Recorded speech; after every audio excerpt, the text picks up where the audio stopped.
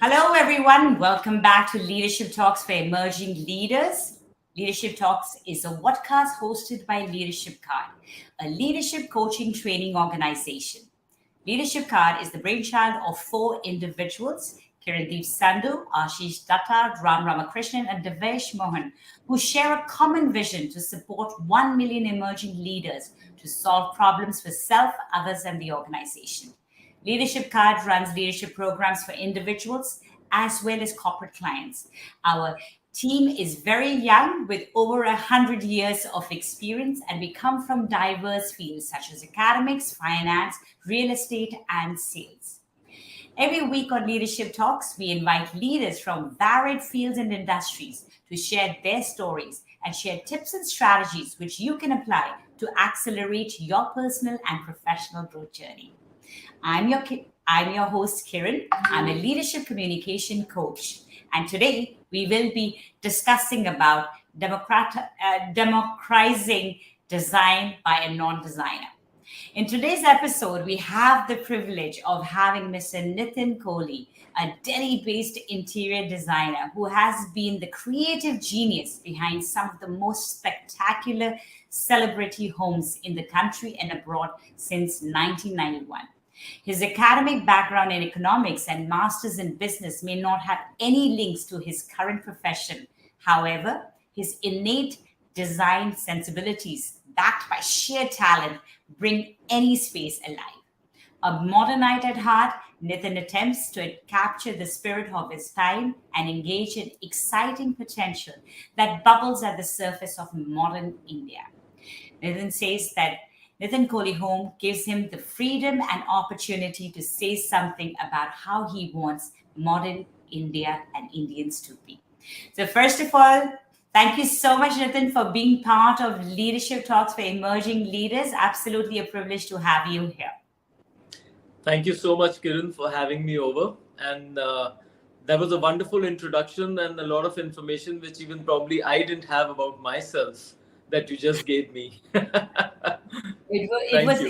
I've known you for a very long time, but I have seen so much growth, so much changes, so much potential. And I've been in awe of everything that you have done for yourself and with the community and in terms of design itself. So I'm going to now bring you to the first question that I have for you we've just talked about it, that your educational background has nothing to do with your profession. So how did you get into design? Would you be able to share with our listeners about your journey? Yeah, so, it sounds a bit cliche to answer this question because, every time, I've answered this question and it's become like a habit for me to say now. But right from my school days, I was always inclined towards home designing.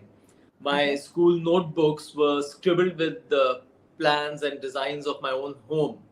So when I didn't get the subjects of my choice in school and even in college, because I went on to do economics and other masters in business, I nearly gave up hope of being a part of this industry. It was only after a couple of job interview rejections, which came my way when I went for job interviews, that I went back to the love of home designing. And that's where now, I've just landed here now. So this was, I love that you brought this in about how these challenges and your rejections gave you the opportunity to go back to what you were passionate about, and now you've made that into your profession. So not everybody has the courage to actually deviate from the set path. We all have, we start off, we study, we do things, and the plan is we're just going to be doing those things. But you deviated and you've taken those rejections. So what really gave you the courage to go on to these uncharted paths? It is the profession and those rejections, but would you be able to talk about other stuff? Yeah. So I think the courage is actually not like a eureka moment of finding that courage. It's not that one fine day you say, okay, fine, this is what has really inspired me, or this is what has really got into me and given me the courage. So, I made a very humble beginning, as the means for me were also limited. Mhm. also with no formal education in the field, and I wasn't going to find myself a job, to get trained in this field anywhere. I wouldn't be getting internships. So Mhm. I think it were those baby steps which Mhm. just helped me build upon my experience, sharpen my skills. So, of course, not to forget the courage which family and friends of family always gave me. In the beginning, you always need support of your loved ones. And I think that was very, very important in my course. And I think with time, I just found the confidence to build upon it. And just to share, a very small incident with you, I still remember this was my initial years, and probably in my year one or year two, I got to do an office for an uncle of mine, office Mhm. interiors for an uncle of mine, and he handed over an advance check of just 20,000 rupees. Now we are talking about 30 years ago, not to Right. forget that. So Yes. 20,000 rupee check. You Mhm. would not believe how happy I was. That happiness has not come to me even today for whatever checks I get. So, it's always those small beginnings and they keep building up, and then you are where you are. Very well put. I mean, in fact, our this whole show is about people designing from a point of view of a non-designer. You've talked about it that you didn't have any formal training. It was your rejections which pushed you Yeah. into going into this thing. Probably no one would even want to take that bet on you to give you that opportunity. And what you just said, that first check of 20,000. So I mean, I'm going to deviate from this question, that how did you get your first opportunity to go out there, and how did you manage to persuade someone to give you that opportunity of designing, or letting for you to explore your potential? So I think this is where trust comes in, and Mm. your loved ones, like I mentioned before, your family, your friends of family, so they come in here a little bit handy. Though we've Mhm. always heard about people saying that one should never expect work out of family and all, but I think in your initial years, friends and family do matter. So it's your Mhm. social standing which does play an important part to give you an initial breakthrough. So I think that is what helped me at that point.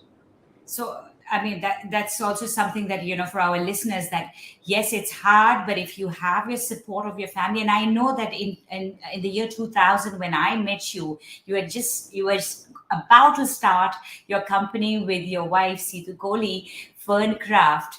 And that was also, again, back with the family. You was embarking on this new journey. Would you like to share a little bit about those initial days and how did it go? Oh yeah. So obviously, before I got married, I did get a good amount of experience in this industry because I actually started from a very grassroots level in this industry because I had to get all the knowledge on the floor. I didn't have any academic knowledge for this. So my initial years helped me there, to gain some grassroots knowledge.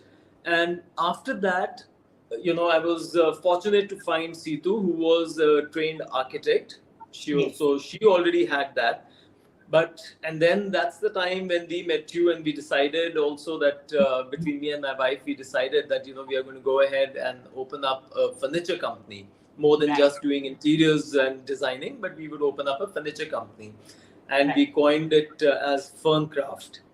And Absolutely. it's interesting, you've been a part of that journey of the first year when we launched our very first showroom, In Gulmohar which Bagh in in Delhi. Gulmohar Park, yes, it was in one room, and we Uh-huh. had a lot of designs to be displayed in that one room. Mhm. So, those are memories which can never fade away. And how each and everything where you also helped us paint the invitation cards.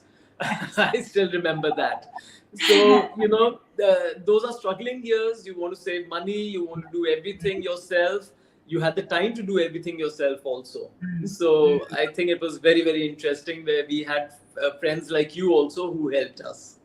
Oh, thank you so much, Nathan, for sharing that. But I want to bring you back again that how strong you are with that family. Like even your new endeavors that you've gone into, whether it's Maka, which is Malika, your daughter, as well as Kabir, your son, and you've merged the two names together to come up with new, new lines, new collections. You've been doing it, Yeah. and even Sidhu's done with hers with the Malika edit. So, would you be able to share with our viewers is what is your definition of design? Oh, Share a little bit okay, about the so it's a very conversation. controversial question when you say definition of design, Yeah. because it's ironical, design doesn't have a defining moment, never. So No. otherwise you don't have any innovations. So very controversial question, but Right. because design has different meanings for everyone. For those Absolutely. who are designing it, design might be different. For those whom we are designing, for them also the design could be a very different meaning. Mm. So I doubt if there is any single defining moment for design. Mhm. For me, as such, if one was to ask that, how would I really define design? For me, what matters most is comfort. You Mm. know, it has to be usable. The designs have to be friendly to the users, something that they can really cherish and not complain later. Mm. So that's my defining moment of design.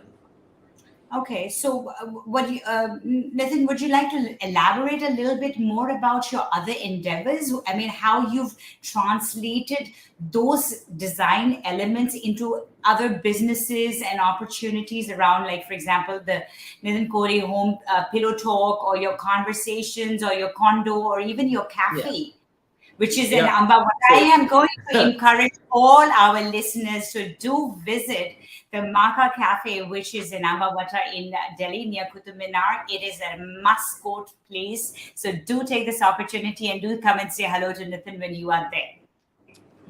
Yes. thanks, Kiran.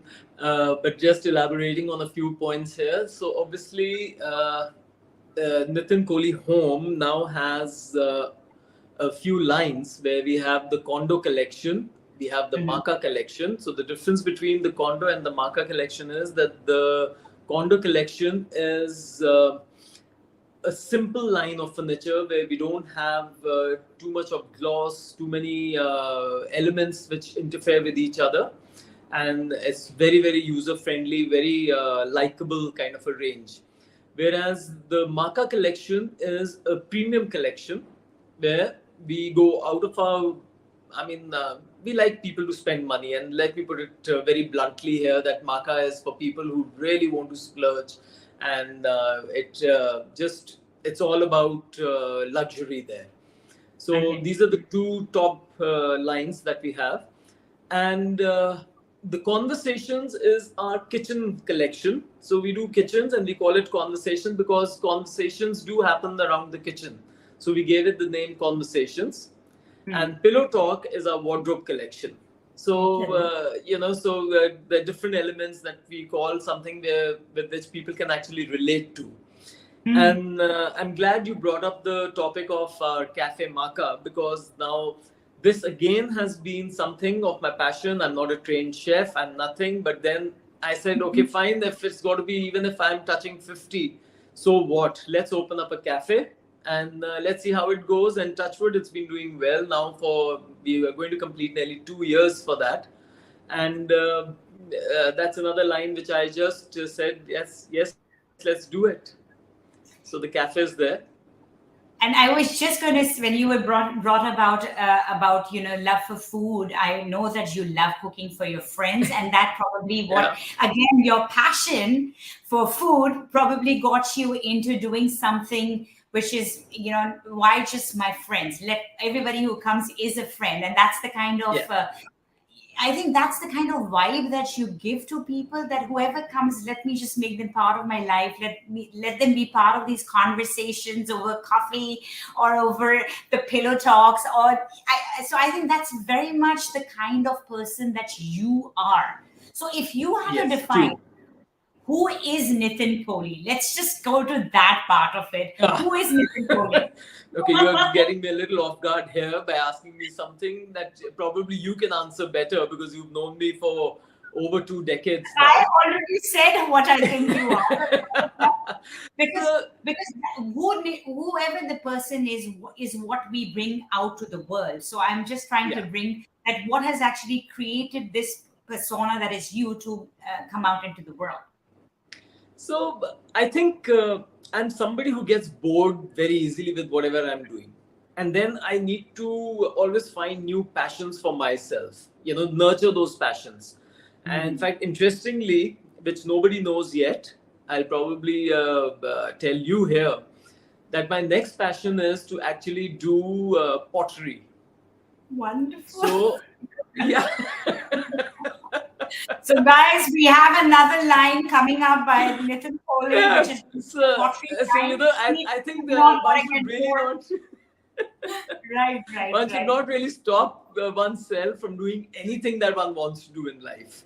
So the cafe is running, the furniture is there, and now I think it's time for some pottery. I want to make my hands work.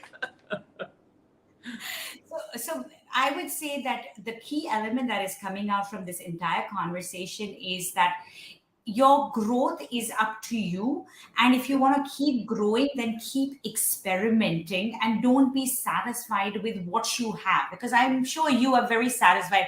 As you said, now you have a cafe, now you have a home line, you have these, so people can actually get very comfortable. But I think the growth is outside the comfort zone, and you are constantly now pushing your own comfort zone, or keep checking how much further should I go ahead with that. Am I right with that, Nitin? That's right. That's right. Okay. I mean, never stop at one thing. Never. Never stop at one thing. And that again goes back to what are you passionate about. And when you shared that journey, that your passion was from your school days, right, making those drawings, and you explored that. Your food passion brought you to the cafe, and now this new passion, which we don't know where it's come from. Maybe too many visits to Sundar nursery have brought that up. Yes, could be, could be. You Yes. just don't know. So that's the next element. I would also like to say that actually creative minds don't stop. They constantly find inspiration all around, and anything can trigger the next idea. And that's when Nitin said that there is no defining moment, because it's constantly evolving.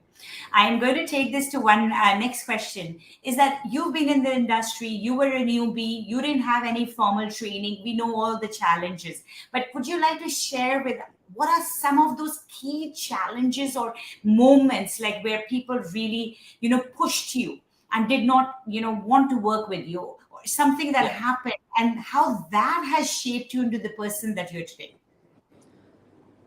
So, Kiran, telling you really, my struggles and challenges were there for many years.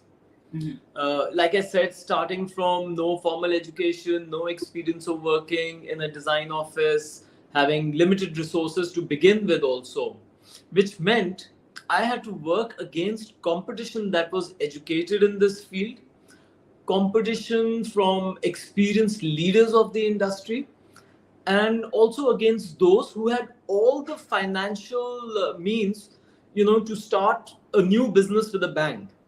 And none of that existed for me. But then all these became my strength. I had to take strength from all these.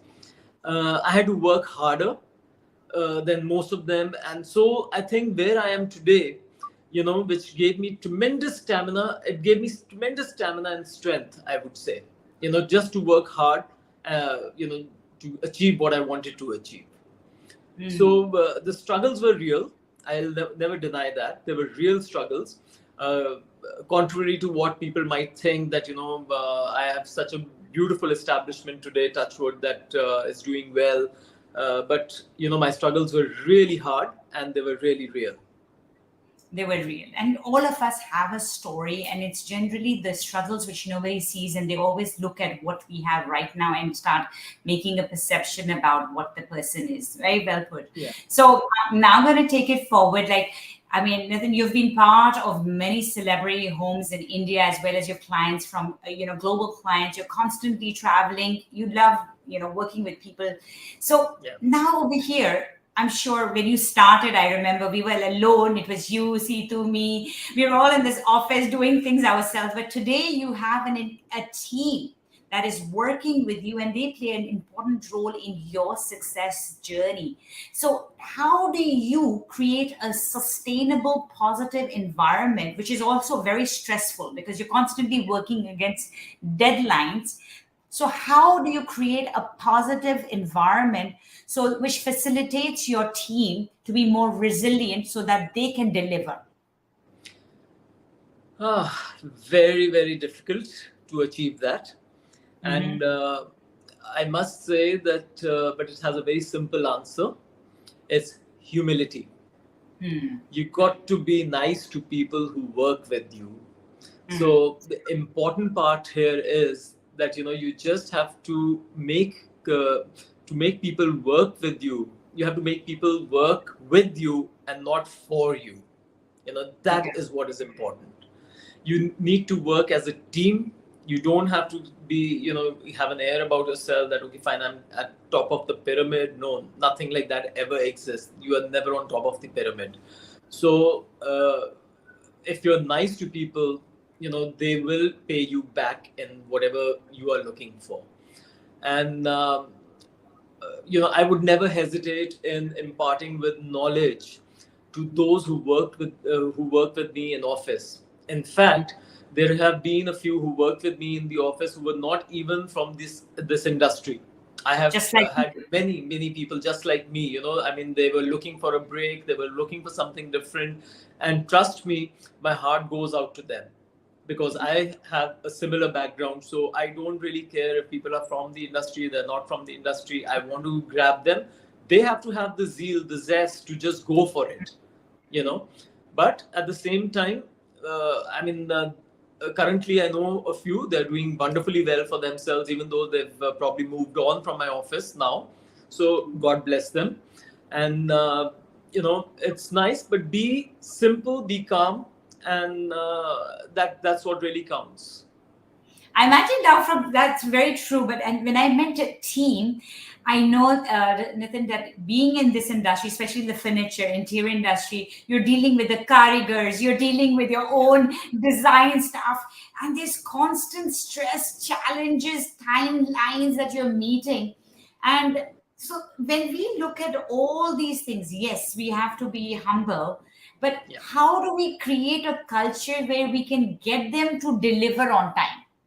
So let's not get confused Indian here also knows because sometimes that oh, ho jayega that way. I'll yeah, get it done. yeah. So there's a difference between being humble and Hmm. getting work done. Right. Now, humbleness doesn't mean that you don't have to show them okay, sab kuch is okay. No, that's not the attitude. That's not the attitude that we want. That okay, fine, things will happen on their own, and still I will not say anything to you. No, you got to deliver. It's a very stressful line. All this glamour, what we see in the design industry, whether it's fashion or home design, wherever, that's what people see it as a glamorous line. No, the back end is very, very stressful. Like you rightly said, we got to deal with all kinds of karigars, educated people, non-educated people, skilled karigars, unskilled karigars, and it's so human resource. It's driven by human resource. This industry that things can go wrong at any moment. So obviously we Mhm. have our points where we just blow off the lid, but at the end of it, if by the evening you can sit together with your people, make them Yeah. understand nicely, politely, okay, you've had your firing moments with them, but at the end of the day you need to sit down with them, explain to them, and be friends with them. You can achieve a lot more out of them then, a And lot I think more.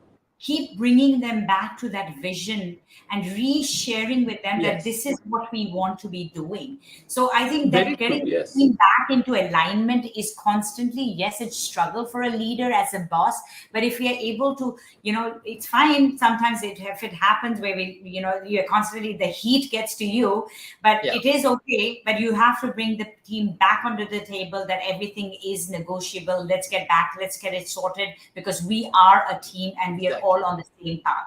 Yeah. So Exactly. that, yeah, very well put. I'm now going to bring you back to the last question. In fact, Nitin, we are reaching I mean, we had so much fun. I'm sure our listeners are going to take so many takeaways from this. But now you are someone again who was not from the industry. You took that plunge, you got into the industry. You also shared some of the challenges that people in this industry have, faced, whether they are, whether it's the carriers or artisan, whatever. So, or people who know, or even your clients were difficult. So, Yeah. what would be your advice to people who want to switch careers or want to start in this industry? What would be your advice to them? Oh, follow your dream immediately. Don't waste time at all. You know, yeah. I mean, actually, Kiran, today there's a Pandora of possibilities because of the internet. We Mm, need to learn from the what do they call them, boomers or Gen Z or whatever they are called now. We actually yeah. need to learn from them because they have so many more careers to look at. Initially during our times we had very limited careers, and this field was always looked down upon. Ke isne to padhai likhai kari nahi, so that is why he's got into this profession. That was Exactly. the attitude. I still Absolutely. remember there was a Hindi movie. I think Preeti Zinta was acting in it, and there was a comment कि हाँ, she did nothing, and that is why now she's an interior designer. You know, Imagine. And so now that the was the designer attitude. is the That was the most sought attitude. after people. Exactly. I mean, why look down upon any work? And I'm glad we are living in an era now where the young generation, people who are now in school also, I would say people who are just about 11, 12 onwards, they have a choice of different careers to make from. So they need to follow their dreams. They need to weigh their pros and cons. Okay, fine, what is good, what is bad. That's where probably an experienced person can always guide them. And I think another very important factor can be that never let multiple failures be a setback for you. There are always going to be downfalls, there are always going to be something or the other, but you need to bounce back. So keep walking and you're going to get to your destination. I mean, it's a very old saying, but you need to keep walking. That's what I believe in. I think those are, I would say, jewels of wisdom that you've shared with our listeners today, especially for people who are not from the industry and want to probably come into the industry, or someone Yeah. who is being rejected. So it's not that that's the dead end. Go back to what you're passionate about, and that's where you will find tremendous growth, because here you're then not working for the job, you're working for what you love. And I think that's brilliantly put forward by Nitin Kohli today. Yeah. Thank you so I much, just Nitin, want for to add one more point, absolutely. Yes. one last point for people who really are, I would say, are looking for guidance also. Yes. Look for guidance within yourself. Don't go to these new age gurus. They are just collecting herds. They're just Right. preaching the herds. Look at Right. your inner voice, listen to your inner voice, do what you want to do. Don't listen to any of these new age gurus. That's it.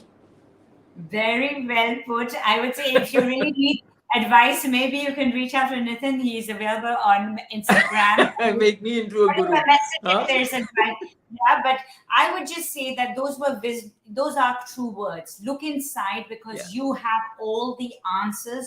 You don't need someone to tell you what you are capable of doing. If you can find your inner voice, your inner passion, you are unstoppable. And I think that Nitin has very well put Perfect. it. Yeah, and with that, I would like to say thank you to Nitin Kohli for joining us on Leadership Talks. We will be back next week with another leader to share their journey. For more information, join our Facebook, which is on Leadership Card, Our website is www.leadershipcar.com. And don't forget to subscribe to us on YouTube as well as Spotify, Apple Podcasts. With that, this is me and Nitin Kohli signing off for today.